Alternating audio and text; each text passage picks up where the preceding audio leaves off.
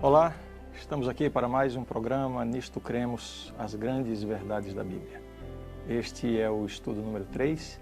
Vamos dar então continuidade ao nosso estudo na Bíblia a respeito de Deus. Hoje vamos estudar sobre Deus Pai. Muitas pessoas têm a impressão de que Deus Pai é um Deus justiceiro, vingativo, e que Jesus veio para nos proteger da ira desse Deus que quer a todo custo castigar os seres humanos pecadores. Esse é um conceito completamente equivocado.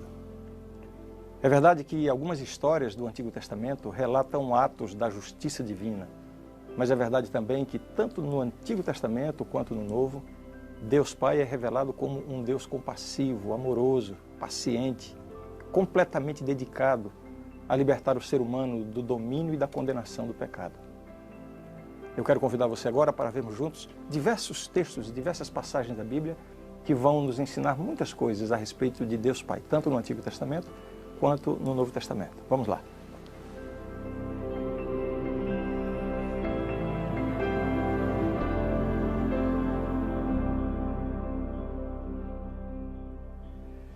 Existe uma ideia equivocada de que Deus atuou de uma maneira no Antigo Testamento e atuou de uma maneira diferente no Novo Testamento. Algumas pessoas chegam a dizer que havia um Deus no Antigo Testamento e um outro Deus no Novo Testamento. Esse conceito está completamente equivocado. Veja só o que dizem essas passagens da Bíblia. Novo Testamento, Hebreus capítulo 1, versos 1 e 2. Havendo Deus outrora falado muitas vezes e de muitas maneiras aos pais pelos profetas, nestes últimos dias nos falou pelo Filho, a quem constituiu herdeiro de todas as coisas, pelo qual também fez o universo. O mesmo Deus que falou no Antigo Testamento é o mesmo Deus que fala no Novo Testamento. São João, capítulo 14, verso 9, diz o seguinte: Disse-lhe Jesus, Filipe, há tanto tempo estou convosco e não me tens conhecido? Quem me vê a mim, vê o Pai. Como dizes tu, mostra-nos o Pai? O que Jesus está tentando mostrar aqui? Que Jesus é a revelação viva de Deus, a revelação visível de Deus. Portanto, o Deus Pai do Antigo Testamento é o mesmo Deus do Novo Testamento. Algumas passagens no Antigo Testamento nos ajudam a entender algumas facetas, algumas características de Deus Pai. Ele é visto na Bíblia como um Deus de misericórdia. Vejam que texto maravilhoso esse. E passando o Senhor por diante dele, clamou: Senhor, Senhor, Deus compassivo, clemente e longânimo, e grande em misericórdia e fidelidade, que guarda a misericórdia em 1000 gerações, que perdoa a iniquidade, a transgressão e o pecado, ainda que não inocenta o culpado, e visita a iniquidade dos pais nos filhos e nos filhos dos filhos até a 3ª e 4ª geração. Vejam a ênfase que é dada aqui nesse texto. Deus compassivo, clemente, longânimo e grande em misericórdia e fidelidade. Me parece que essas expressões contrariam bastante aquela ideia de que no Antigo Testamento Deus era um Deus carrasco, vigilante, vingativo. Absolutamente não é essa a ideia que o Antigo Testamento passa de Deus Pai. O Antigo Testamento mostra Deus também como sendo o Deus redentor, um Deus que está envolvido, interessado e se aplicando na redenção da raça humana, tal qual é apresentado no Novo Testamento. Vejam. O Senhor é a minha rocha, a minha cidadela, o meu libertador, o meu Deus, o meu rochedo, em quem me refugio, o meu escudo, a força da minha salvação, o meu baluarte. Que impressionante essa demonstração da confiança do salmista neste Deus maravilhoso, Deus Pai, no Antigo Testamento. Um Deus que nos enche de plena confiança, nos enche de pleno cuidado. Outra passagem da Bíblia diz o seguinte: As palavras dos meus lábios e o meditar do meu coração sejam agradáveis na tua presença, Senhor, rocha minha e redentor meu. Vamos continuar alguns textos mais. Quanto ao nosso Redentor, o Senhor dos Exércitos é seu nome, o Santo de Israel. Deus é visto também no Antigo Testamento como um refúgio. O salmista disse: Deus é o nosso refúgio e fortaleza, socorro bem presente nas tribulações. Essa é uma das passagens bíblicas que enchem meu coração. Aliás, é um texto muito conhecido e muito repetido. Como é bom nós nos lembrarmos disso, não? Pensando em Deus, o Pai, o Criador do universo, o dono de todas as coisas. O texto diz: Deus é o nosso refúgio e fortaleza, socorro bem presente nas tribulações. Eu não sei se você está vivendo um momento de tribulação na sua vida, mas se é esse o caso, veja a pessoa de Deus dessa perspectiva. Confia os teus cuidados ao Senhor e Ele te susterá, jamais permitirá que o justo seja abalado. Mais um texto que nos mostra Deus Pai, não com aquele semblante carrancudo, observando para ver quem está pecando, para então infligir um castigo. Não, é um Deus que serve de refúgio para o necessitado. Existem inúmeros textos mostrando facetas, características da pessoa de Deus Pai. Nós lemos alguns deles, alguns outros que você pode depois ler com calma, que apresenta Deus no Antigo Testamento como um Deus perdoador, um Deus de bondade, um Deus de fidelidade, um Deus de salvação e vingança, um Deus que é Pai. Esta é a imagem de Deus do Antigo Testamento. Qual é a figura, qual é a imagem construída a respeito de Deus Pai no Novo Testamento? Vejamos agora também alguns textos da Bíblia no Novo Testamento. O Novo Testamento confirma e revela Deus Pai como sendo o Pai de toda a criação. O apóstolo Paulo usou as seguintes palavras para descrever essa realidade. Ele disse: todavia para nós há um só Deus, o Pai, de quem são todas as coisas e para quem existimos, e um só Senhor, Jesus Cristo, pelo qual são todas as coisas e nós também por Ele. Então, Deus Pai é visto como o Pai de toda a criação, embora nós saibamos que o agente da criação foi Deus Filho, Jesus Cristo. Nele foram criadas todas as coisas. Se lembra dessa passagem? Vejam o que diz aqui. Pois nele foram criadas todas as coisas. Nele, em quem? Em Jesus. Nos céus e sobre a terra, as visíveis e as invisíveis, sejam tronos, sejam soberanias, quer principados, quer potestades, tudo foi criado por meio dele, de Jesus, e para ele. Colossenses capítulo 1, verso 16. Isso aqui nos ajuda a lembrar o que vimos no estudo anterior, de que a criação foi uma obra da divindade, da trindade divina. As três pessoas da divindade estavam envolvidas. Jesus aqui é apresentado como o agente da criação, por meio dele foram criadas todas as coisas. Mas o Pai, como nós podemos chamar, o Pai de toda a criação. O Novo Testamento também nos mostra Deus Pai como o Pai de todos os que creem.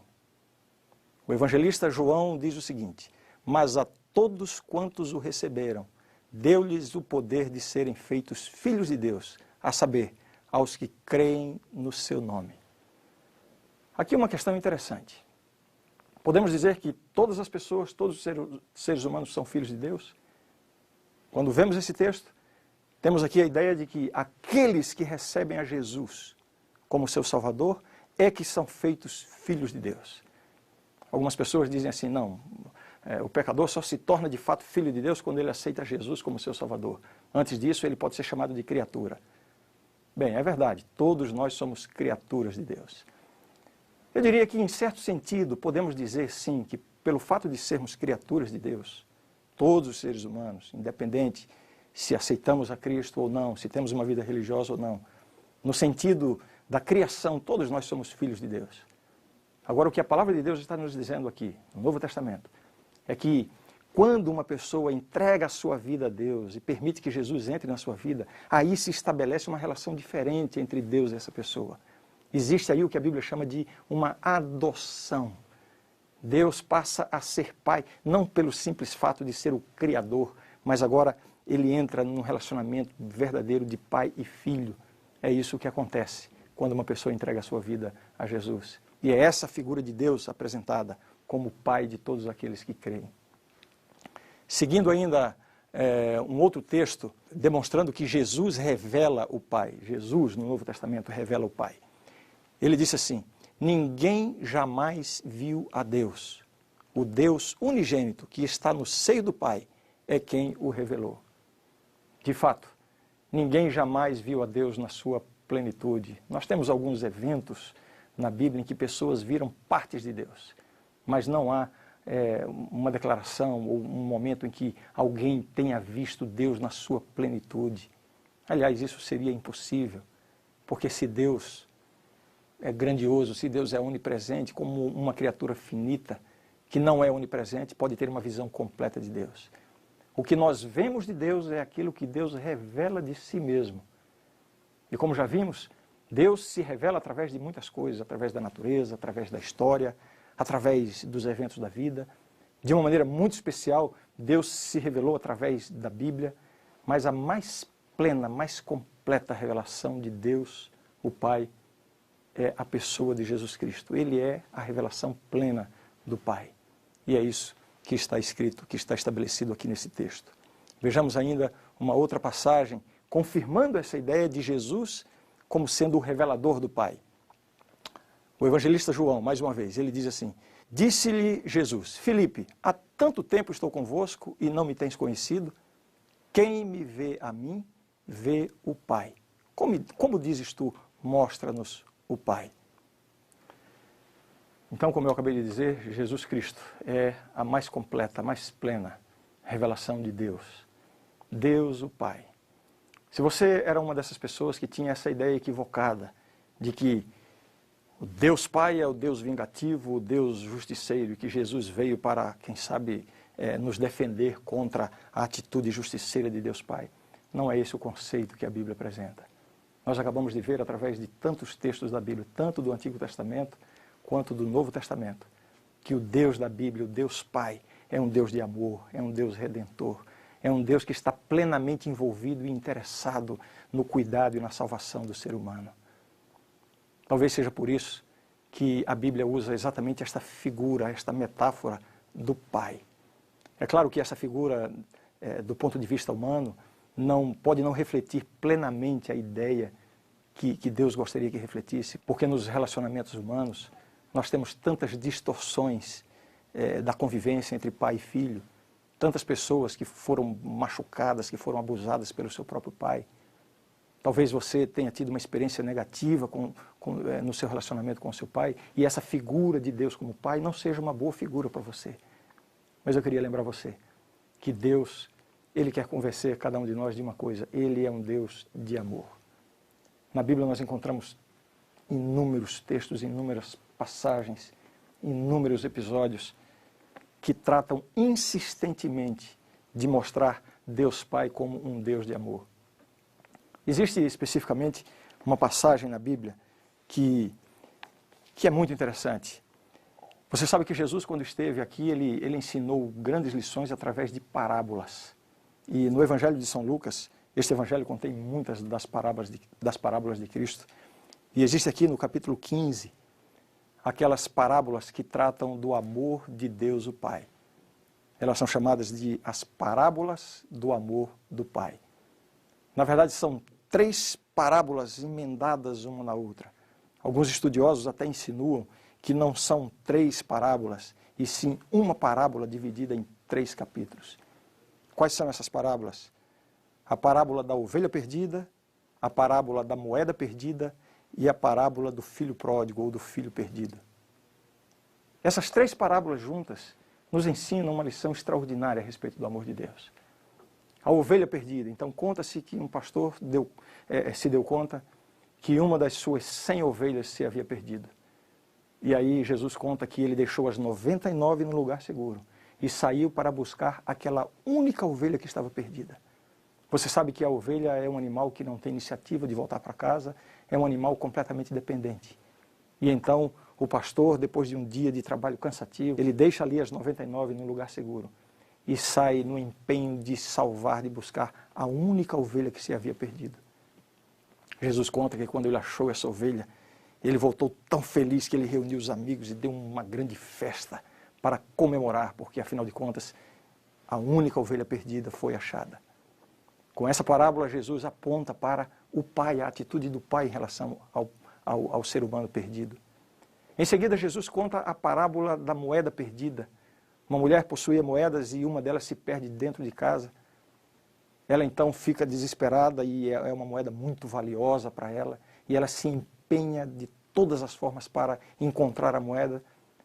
Depois de muito esforço, ela finalmente encontra aquela única moeda perdida e ela se alegra tanto, chama as amigas, as vizinhas e faz uma verdadeira festa, comemorando por ter achado aquela moeda perdida. Mais uma vez aqui Jesus aponta para o amor do Pai em buscar o pecador perdido. A terceira parte da história, ou a terceira parábola, é a famosa parábola do filho pródigo. Eu até convidaria que você lesse depois com calma no capítulo 15 do Evangelho de São Lucas. Jesus conta que um pai tinha 2 filhos e o mais novo saiu de casa, pediu a parte da herança que lhe pertencia e saiu de casa. Viveu dissolutamente, gastou todos os seus bens. Depois veio uma grande fome sobre aquele país e aquele pobre moço, agora longe de casa, por escolha própria, não tinha o que fazer, não tinha dinheiro, os amigos se foram, ele se vê numa completa miséria, a ponto de se alimentar de comida de porcos. Então ele se lembra do seu pai. E é claro que o seu coração se enche de dúvida. Será que meu pai vai me aceitar de volta? Será que eu posso voltar para casa? Ele então tem uma ideia brilhante, ele pensa assim, eu vou voltar para casa. Como eu acho que meu pai não vai mais me querer como filho, porque eu pedi para sair, eu vou lhe fazer uma proposta de que ele me aceite como um dos seus trabalhadores, dos seus empregados. E então ele volta para casa. A parte mais bonita da história é que quando aquele jovem maltrapilho, mal cheiroso, todo desgrenhado, marcado por uma vida dissoluta, marcado pelo pecado, marcado pela imundície, voltando para casa cheio de dúvidas em relação a se seria recebido ou não. A grande surpresa é que quando ele estava voltando para casa, o seu pai o avistou de longe, reconheceu o filho, foi ao seu encontro, o recebeu com um abraço e restabeleceu a ele todas as condições de filho. Vejam como esta parábola, ou essas 3 parábolas, nos revelam o amor do Pai. No primeiro caso, a ovelha perdida simboliza aqui o pecador que está perdido, sabe que está perdido, mas não consegue voltar, não consegue se achar. A condição de uma ovelha que está sofrendo a condição de perdida, mas não sabe voltar para o rebanho. Existem muitas pessoas no mundo que estão vivendo exatamente essa experiência. Pessoas que têm uma noção pela sua consciência de que falta alguma coisa na sua vida.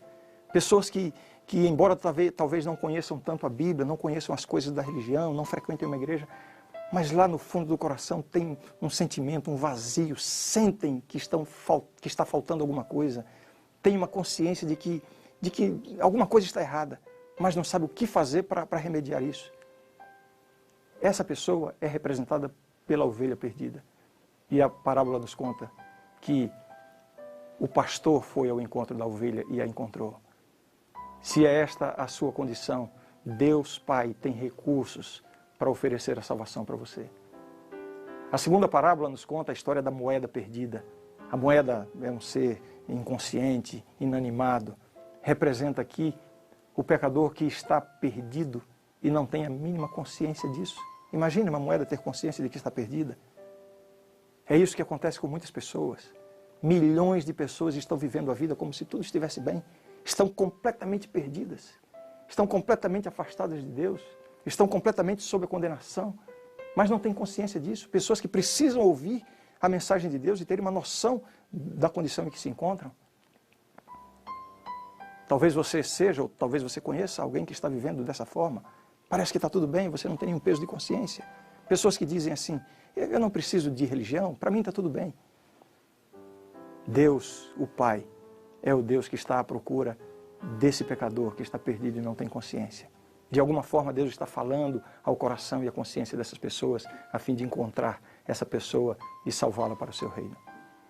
Finalmente, a história do filho pródigo nos revela de maneira extraordinária o amor de Deus pelo pecador que está perdido. E esse parece que é a pior condição de todas. Esse pecador se perdeu porque escolheu se perder. Ele tinha consciência disso. Ele tomou a decisão de se afastar do Pai. Infelizmente, muitas pessoas que tiveram um contato com a Bíblia, pessoas que foram educadas na religião, pessoas que um dia tiveram uma vida com Deus, que viveram para Deus, que serviram a Deus, de repente começam a enfrentar situações na vida e, por livre escolha, decidem se afastar de Deus. Algumas dessas pessoas pensam que vão encontrar mais alegria, mais felicidade longe da presença de Deus. E para a sua frustração, só vão descobrir uma coisa. Quem conhece a Deus, quem já teve uma experiência de Deus, jamais vai ser feliz longe de Deus.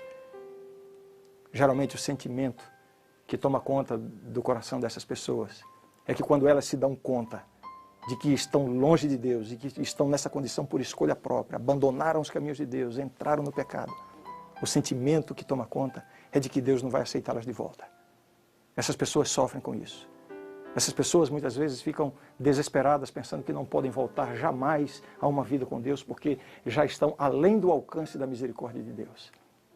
Esta parábola que Jesus conta é uma evidência, é uma demonstração de que Deus vai ao encontro, mesmo do pecador que está perdido porque quis estar perdido.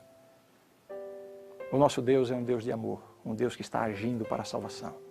Eu gostaria de convidar você a abrir o seu coração, a conhecer mais esse Deus maravilhoso, a estudar mais a Bíblia e a descobrir como Deus já está agindo na sua vida e as coisas extraordinárias que Ele pode fazer a fim de que você se torne de fato um homem de Deus, uma mulher de Deus, um jovem de Deus. É este o plano de Deus para cada um de nós. Eu convido você agora a desfrutar essa linda canção que a Rafaela vai apresentar para a gente. Que Deus o abençoe ricamente.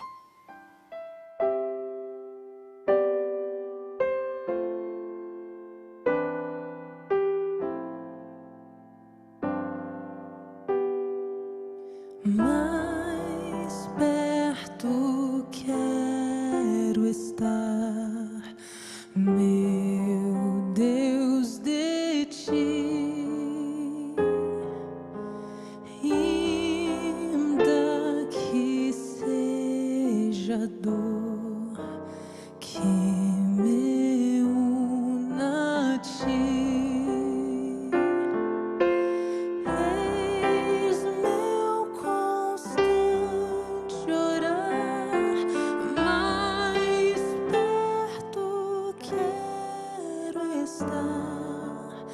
Mais perto quero estar, meu Deus, de ti.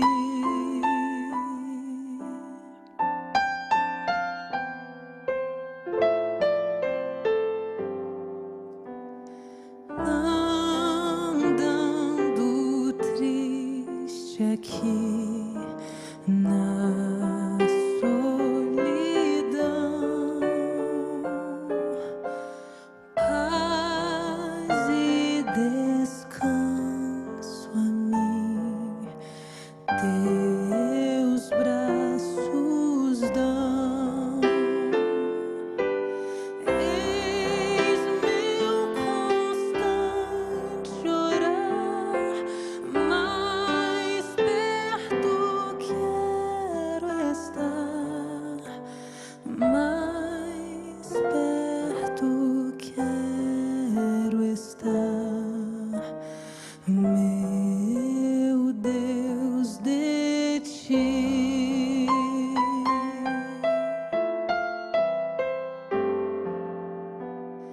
Minha alma cantará a ti, Senhor,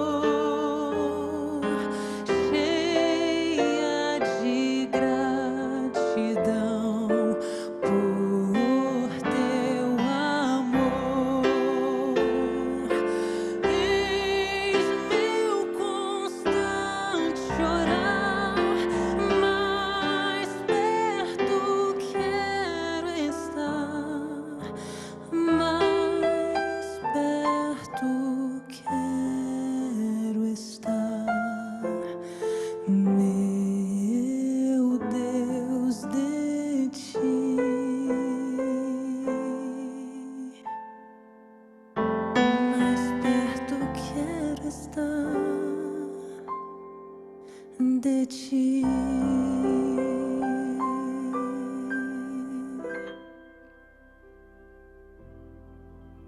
A grande verdade do estudo de hoje é esta.